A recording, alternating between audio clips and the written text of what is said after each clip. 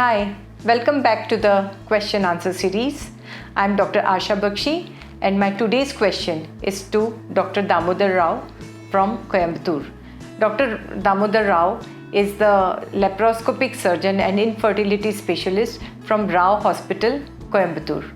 He has received several awards in the field of hysteroscopy and laparoscopy, and he has been invited as an operating surgeon in many workshops all across the India.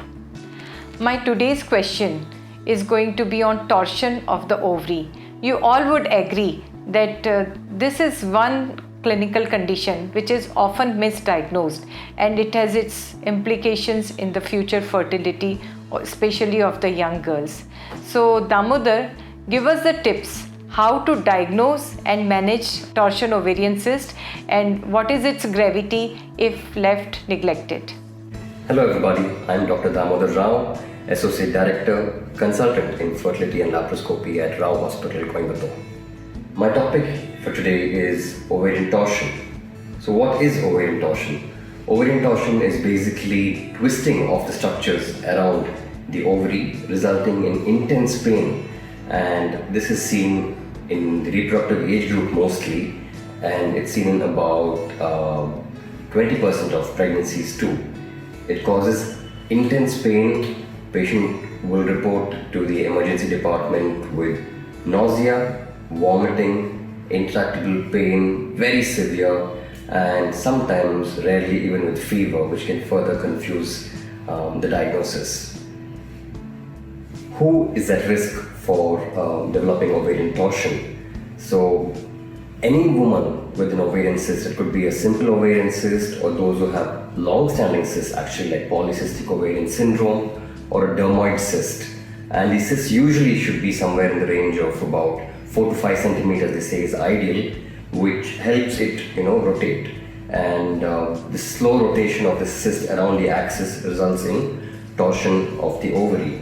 People who had also IVF treatment to develop multiple cysts are also at risk.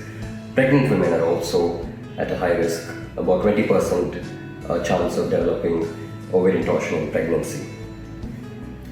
Coming to diagnosis, yes, definitely based on the clinical signs and symptoms that I've mentioned. Transvaginal ultrasound is the mainstream of diagnosis. Basically, you will see an ovarian cyst of 4 centimeters in size. You might see some fluid in the pouch of Douglas. The follicles may be pushed to the periphery. Due to the twisted ovarian pedicle, you'll see something called the whirlpool sign. And on Doppler, you might see a reduced flow or no flow many times too. Coming to treatment, you'll have to give her a painkiller immediately, a strong painkiller, and then arrange for surgery as soon as possible. Laparoscopy is the mainstay of treatment. I immediately put in a scope, and then we always look at how the ovary looks. Many times it might appear quite dark because of necrosis and hemorrhage. Detort the ovary and wait for a couple of minutes. Many times it will change color. Even if it changes color mildly, salvage the ovary, do not do an oophorectomy. This ovary will survive. Once this is done, do a cystectomy or at least aspirate the fluid, whatever is convenient for you, and always plicate the ligament. Plicate the ovarian ligament. This will prevent recurrence. I always prefer to do the hot dog in the bun technique.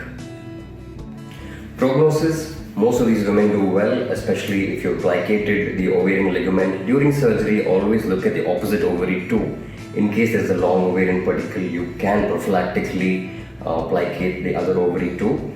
And some of them you can even put them on OCPs to prevent a recurrence. And because she's had a torsion and the ovaries been detorted, it does not affect her fertility, and she's able to conceive spontaneously and carry on to term pregnancies.